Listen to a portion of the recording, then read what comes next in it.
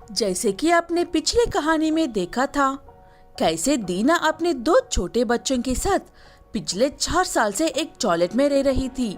उस बात को 10 साल गुजार गए हैं, लेकिन दीना और उसके बच्चे आज भी उसी टॉयलेट रूम में फंसे हुए हैं। आज भी दीना वही मेहनत कर रही है और आज भी उन्हें हर मौसम में एक अलग तरह की मुसीबत का सामना करना पड़ रहा है। माँ, जब तक हम छोटे थे तब तक कोई दिक्कत नहीं थी, लेकिन अब इस बाथरूम में रहना कुछ अच्छा नहीं लग रहा है। मैं भी आपके साथ काम आऊंगा। हम जुन्नू को किसी अच्छे हॉस्टल में रहने के लिए बेच देंगे। लेकिन बेटा, तुम्हारी पढ़ाई का क्या होगा? मेरी पढ़ाई इस परिस्थिति से बढ़कर नहीं है माँ। जुन्नू पढ़ लेगी, वही काफी है।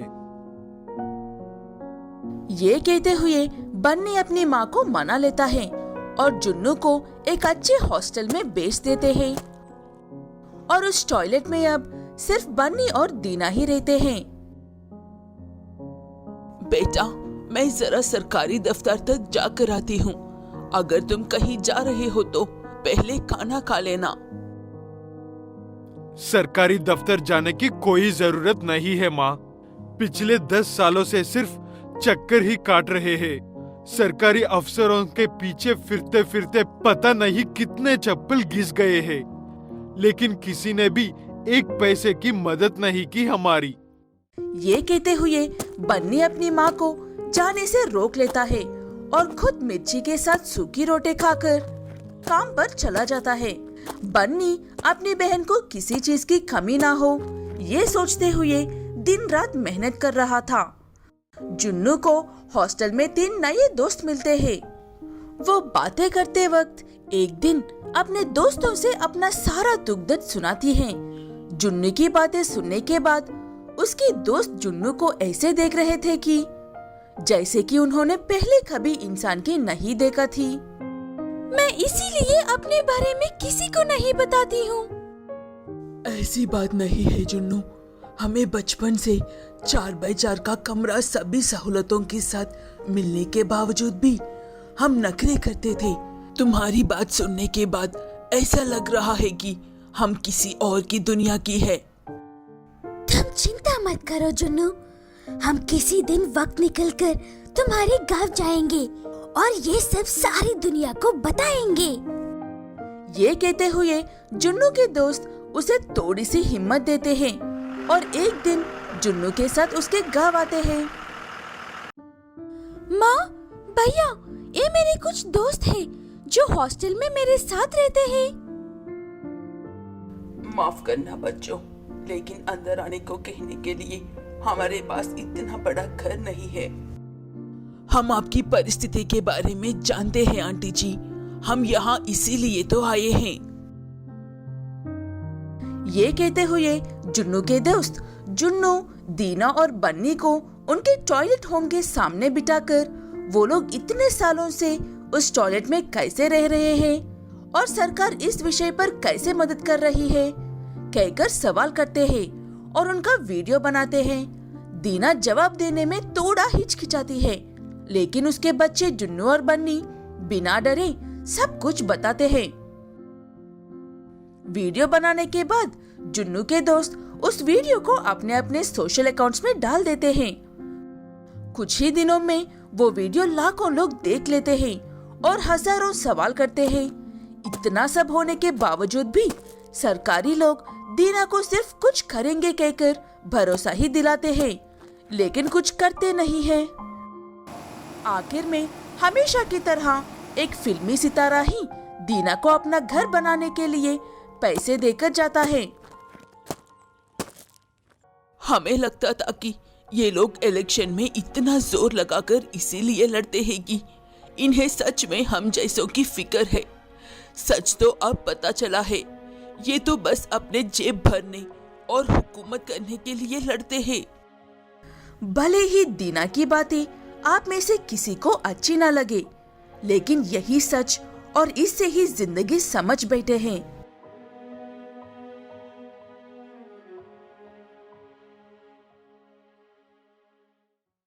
ये एक सच्ची घटना पर आधारित कहानी है। थोड़ी सी बदलाव करके आप लोगों को पेश कर रहे हैं, इसलिए इस कहानी को अंत तक देखने की कोशिश कीजिएगा।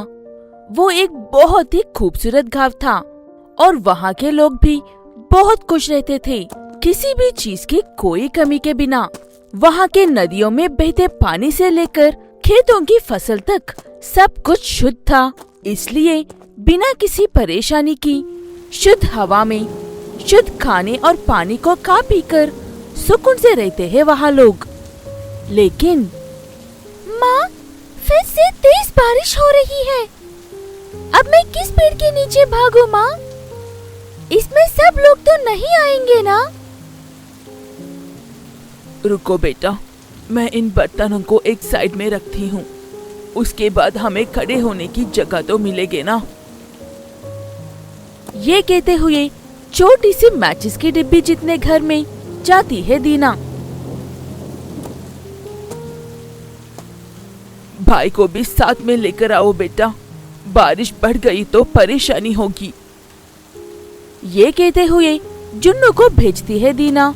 जुन्नू जाकर अपने बड़े भाई को लेकर आती है। ऐसे तीनों मिलकर उस छोटी सी घर में बारिश कम होने तक अपना सर छुपा लेते हैं। ऐसे बारिश तेज होने की वजह से और वो कमरा काफी छोटा होने की वजह से सारा पानी अंदर आने लगता है। भैया, भैया सांप! माँ, सांप आया है! जैसे तैसे करके दीना और उसका बेटा मिलकर सांप को भगा देता है। ये क्या है माँ? हमें ये सब और कब तक झेलना पड़ेगा? सारी दुनिया में ऐसा कोई नहीं होगा जो बाथरूम को ही घर समझकर रहते हैं। दीना के पास कोई जवाब नहीं था, इसलिए उसकी आंख भर पानी आती है। उस गांव में सब कुछ होने के बाद भी दीना के पास कुछ नहीं था। दीना की शादी होकर 12 साल हो रहे हैं और अब उसके 2 बच्चे भी हैं। उसकी छोटी बेटी का नाम जुन्नू है और बड़े बेटे का नाम बन्नी है। दीना का पति ऑटो चलाता था। ऐसे उसकी कमाई से एक छोटी सी कवेलियों के घर में रहकर जितना है उसी में खुश रहते थे। लेकिन उसकी शादी के 7 साल बाद ही एक एक्सीडेंट में दीना के पति की मौत हो जाती है। तब से दीना अपने बच्चों के साथ अकेले ही रहती थी। ऐसे समय में एक दिन बड़ा सा तूफान आने की वजह से दीना का घर टूट जाता है। ऐसे सड़क पर आ जाते हैं दीना और उसके बच्चे। ऐसी परिस्थिति में कुछ समझ में नहीं आता दीना को, इसलिए वो सरकारी दफ्तर में जाती है।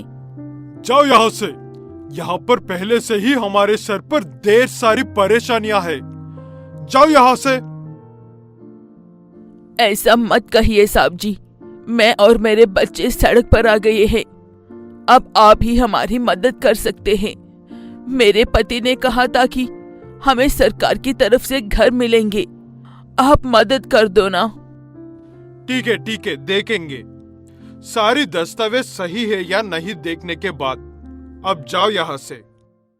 ये कहते हुए इसको वहाँ से भेज देता है वो अधिकारी। उसके दूसरे दिन कुछ दिन बाद उस ऑफिस में हर रोज जाती थी दीना, लेकिन कोई फायदा नहीं था। उसकी बातों पर कोई ध्यान ही नहीं देता था। किसी और के घर में रुकने की सोचे भी तो औरों के घर में कब तक रह सकते हैं भला, हमें इस बोझ की जरूरत नहीं है। ये कहते हुए आसपास के लोग उन्हें पूछना भी बंद करते हैं।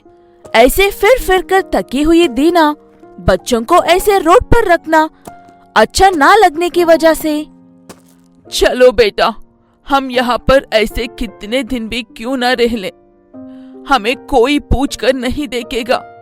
ये कहते हुए उनके घर के सामने वाले एक सीमेंट से बने हुए बाथरूम के कमोड को ढककर उसी के अंदर घर का सारा सामान रखकर उसी में अपना जीवन गुजारने लगते हैं। पिछले 4 सालों से दीना अपने बच्चों के साथ उसी बाथरूम में रह रही है। धूप में, बारिश में और ठंड में कांपते हुए वहीं रह रहे हैं। दीना मजदूरी करते हुए अपने बच्चों को पाल रही है। गर्मियों में और सर्दियों में तो बच्चे बाहर ही सो जाते थे, लेकिन बारिश में उनकी हालत इतनी खराब होती थी कि बताना भी मुश्किल है, क्योंकि बारिश में अपने सर को भीगने से बचाना बहुत ही मुश्किल काम था। उस बारिश में से आने वाले सांप और दूसरे जीवों से बचकर भागने के लिए भी वहां पर कोई जगह नहीं थी। ऐसी भयानक परिस्थिति में बेचारे वो छोटे से बच्चे रह नहीं पाते थे। अपने बच्चों की ऐसी हालत देखकर बर्दाश्त नहीं कर पाती उनकी माँ दीना। माँ, क्या सबके घर ऐसे ही होती है? सबके घरों में पानी आता है और सांप? नहीं जुन्नू, ये सब सिर्फ हम जैसे गरीब लोगों के घर में ही होता है, बारिश का पानी हो या सांप। तो हम बड़े घर में कब रहेंगे भैया? बारिश में और ठंड से बचने के लिए कब तक ऐसे ही बाहर ठंड में कांपते हुए सोएंगे? हमें भी अच्छा घर मिलेगा बेटा, हमारी सारी परेशानियां दूर हो जाएंगी और अच्छे से रहेंगे। मैं हूँ ना, चिंता क्यों करती हो? ये कहकर रोते हुए अपने दोनों बच्चों को पास बिठा लेती है दीना। दीना को अभी भी कहीं ना कहीं एक छोटी सी आस है कि सरकार उनकी जिंदगियों में तारास खाकर उन्हें एक घर बनाकर देगी और दीना उसमें अपने बच्चों के साथ खुश रहेगी। एक इंसान अपनी जिंदगी बाथरूम में गुजार रहा हो तो उसकी तकलीफ का कोई अंदाजा नहीं लगा सकता है। ऐसी में एक महिला अपने बच्चों के साथ 4 साल से उसी बाथरूम में अपना गुजारा कर रही है। सरकार को ऐसे विषय पर ध्यान देकर परेशान लोगों की मदद करनी चाहिए और छोटा सा ही सही, लेकिन इनके लिए छत बनाना चाहिए, क्योंकि सरकार किसी अधिकारी की नहीं बल्कि प्रजा की है। उन्हें उनका हक देने के लिए सताना नहीं चाहिए।